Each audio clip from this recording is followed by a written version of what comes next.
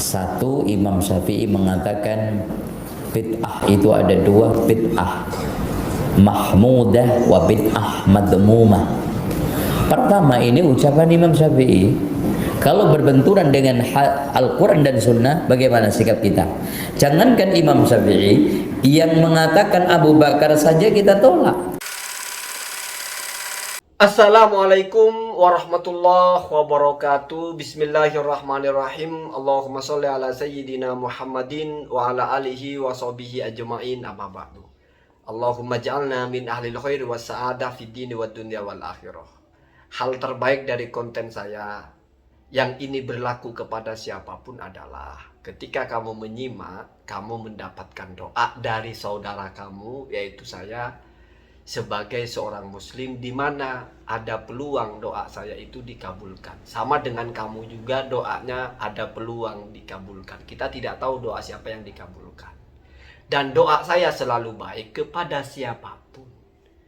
Yang tidak setuju dengan saya, yang setuju kepada ustadz-ustadz yang saya kritik, semua saya doakan. Semoga di dunia ini mendapatkan kebaikan, di akhirat mendapatkan keberuntungan. Jadi kamu nonton konten saya, di bagian ini sudah dapat kebaikan, insya Allah. Semoga terkabul. Dan kamu juga doakan saya, semoga Zaini YouTuber itu Allah berikan dia kebaikan dunia, berikan dia kebaikan akhirat. Amin Allahumma amin ya. Kemudian apa yang disampaikan oleh Ustadz Zainal Abidin yang wakilah sudah doktor juga ini, itu adalah narasi yang sudah sangat soreh la yahtaju ila ta'wil, bahwa dia menyalahkan Imam Syafi'i, memposisikan Imam Syafi'i sedang menyelisihi hadis Nabi kullu bid'atin dolalah. Jadi ucapan Imam Syafi'i ada bid'ah hasanah, ada bid'ah sayyi'ah, itu menyelisihi kitab dan sunnah.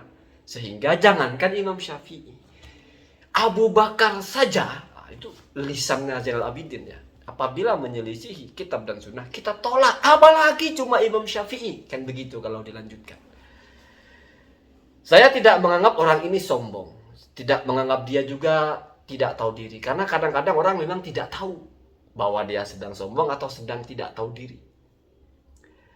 Ulama-ulama ketika bicara bid'ah itu, dari kubu yang tidak membagi bid'ah pun, sekelas Asy-Syatibi misalnya, tidak pernah lisan mereka itu memposisikan ucapan Imam Syafi'i sebagai muqabil atau mukhalif atau bertentangan dengan kitab dan sunnah.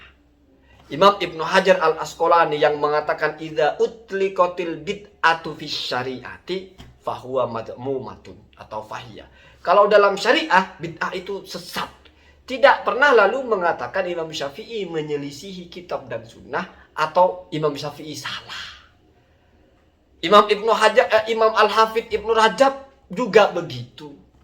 Yang menolak kalau ada pembagian bid'ah juga tidak lalu mengatakan Imam Syafi'i itu salah. Tetapi mereka memahami ucapan Imam Syafi'i itu apa? Yaitu maksudnya Imam Syafi'i bukan bid'ah dalam syariah, tetapi bid'ah secara bahasa. Sehingga kata Ibnu Rajab, ada hal-hal yang secara bahasa itu bid'ah, tetapi secara syariat bukan bid'ah. Kenapa? Karena ada mustanadnya, ada dalilnya dalam syariat. Walaupun secara bahasa itu bid'ah karena tidak pernah ada sebelumnya. Asy-Syatibi juga seperti itu. Tidak lalu memvonis semua yang tidak pernah ada sebelumnya adalah bid'ah. Tidak. Ada yang disebut masolih al-mursalah. Ada dalilnya, tidak ada contohnya, tidak pernah ada sebelumnya. Tidak ada satupun ulama yang mengatakan Imam Syafi'i itu menyelisihi hadis Nabi, menyelisihi kitabullah sehingga ditolak. Jangankan hanya Imam Syafi'i, Abu Bakar saja kalau menyelisihi itu ditolak. Dari sini pertanyaannya adalah, yang memvonis menyelisihi siapa? Imam Syafi'i dengan taksim bid'ahnya al-muhdas muhdasani, hadis Nabi kullu bid'atin dolalah, diposisikan bertentangan sehingga dipilih yang mana. Itu siapa yang memposisikan bertentangan? Pak Jainal. Ini pertanyaannya kalau kita waras. Bukan mau pilih yang mana dulu, tetapi ini kamu posisikan berseberangan ini atas dasar apa? Ada toh hadis nabinya mengatakan bahwa Imam Syafi'i bertentangan dengan hadis. Kamu kan berpikirnya prinsip hidup Al-Quran dan hadis. Sekarang saya tanya, mana Qurannya, mana hadisnya yang mengatakan ucapan Imam Syafi'i ini bertentangan dengan hadis? Nggak akan bisa kamu jawab. Mesti kamu ya dipahami hadis itu. Belum, kalau sudah difahami itu kamu sudah. Bukan Nabi. Nabi itu menyabdakan kullu bid'ah. Kamu memahaminya.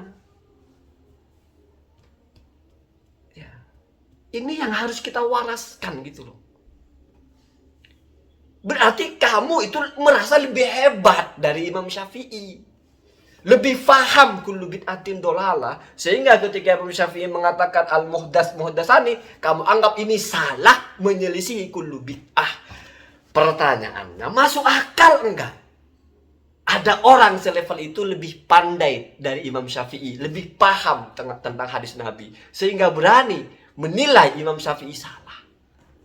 Mestinya kan orang ini harus punya rujukan. Satu pun tidak ada ulama yang menyalahkan ucapan Imam Syafi'i. Maksudnya ulama itu ya ulama muktabar, Pak. Bukan asal berjenggot terus ulama. Tukang jam juga berjenggot terus ulama. Enggak. Ukuran ulama bukan jenggotnya. Iya jenggot, iya. Sunnah, iya. Tapi bukan ukuran keilmuan. Itu yang perlu kita waras itu. Ini siapa sih? Kok beraninya mengatakan Imam Syafi'i itu ditolak karena bertentangan dengan kitab dan sunnah. Imam Syafi'i itu salaf. Masuk di kurun 3 terbaik. Madhabnya resmi. Madhab terbesar bahkan. Terus dikatakan salah oleh orang. Allah karim. Apa dipikir semua orang itu gampang sekali dicekokin gitu? Oh ini hadisnya begini kok Imam Syafi'i. Ada yang sok baik, ada tipe-tipenya sok baik. Tumben gak ada lato-lato ya. Oh kita bukan menolak Imam Syafi'i tapi mengikuti ucapan yang lain. Kan kata Imam Syafi'i idza sahal hadis fahuwa madhabi. Ternyata kan ada hadisnya sahih kullu bid'ah dolalah. Berarti ini madhabnya Imam Syafi'i, tidak ada pembagian bid'ah. Itu lebih gobloknya luar biasa. Gobloknya lebih lagi. Idza sahal hadis fa huwa madhhabi itu. Ucapan Imam Syafi'i. Yang lebih memahami itu adalah ashab Syafi'i. Itu sudah dibahas di dalam satu pasal oleh Imam Nawawi ketika mensyarah Al-Muhadzab. Secara garis besar ya. Itu bukan asal-asalan kamu terapkan. Ada standarnya kapan kamu sudah boleh memperlakukan ucapan itu. Sehingga penerapannya, perhatikan blok, penerapannya bukan tolak ucapan Imam Syafi'i, ikut hadis. Bukan itu. Tetapi hadis itulah pendapat Imam Syafi'i. Atau berarti itulah madhabnya Imam Syafi'i. Sehingga cara pola penerapannya misalnya dalam madhab Syafi'i. Ada hukum A. Ternyata ada hadis yang benar itu hukum B. Maka otomatis madhab Syafi'i itu yang B. Bukan menolak ucapan Imam Syafi'i. Ya, atau walaupun kau bilang iya tapi pendapatnya ditolak. Ya. Tetapi maksudnya idza sahal hadis fa madhabi itu begitu satu. Walaupun ini polemik cara memahami tidak terlalu penting. Tetapi yang terpenting adalah siapa yang berhak. Minimal orang yang mendekati makom mujtahid tarjih atau mujtahid madhab. Dia tahu betul bahwa Imam Syafi'i tidak tahu adanya hadis ini. Itu ya. Tahu betul bahwa Imam Syafi'i tidak tahu kalau hadis ini sahih. Bagaimana caranya bisa tahu betul? Baca semua ucapan Imam Syafi'i. Baca semua kitabnya Imam Syafi'i. Baca semua kitabnya ashab Syafi'i. Bisa. Bisa. Nggak bisa. Berarti ini sesuatu yang tidak bisa kamu terapkan. Karena kamu siapa? Misalnya yang pernah menerapkan itu Imam Al-Baihaqi. Ya hajar Al-Baihaqi. Nasirul Madhab. Yang mengemban dalam disiplin kehadisan madhab Syafi'i. Wajar. Dan itu diterima. Tapi itu Imam Baihaqi. Dan tidak ada satupun orang yang sudah level posisi mengamalkan ucapan insohal hadis fawa madhabi itu lalu mengatakan Imam Syafi'i salah karena membagi bid'ah, karena hadisnya kullu bid'atin dolalah. Nggak ada. itu hanya omongan orang-orang kemarin sore yang dicekokkan kepada orang-orang dungu, lalu diklaim inilah kita kembali kepada kitab dan sunnah, inilah Islam yang benar, lalu maulidan bid'ah, tahlilan bid'ah, itu menyelisih kitab dan sunnah. Ya semoga tidak banyak orang goblok, semoga banyak yang pintar gitu, yang tidak tertipu dengan jenggot, tertipu dengan gelar. Kenapa? Karena mau jenggotnya kamu sampai lutut, mau gelar kamu S70, kalau kamu ngomong 1 tambah 1 3, semua orang yang ada di situ termasuk kodok-kodoknya ya tertawa. Kamu gila berarti. Tidak waras. Allahumma hdina hadasabil. Assalamualaikum warahmatullahi wabarakatuh.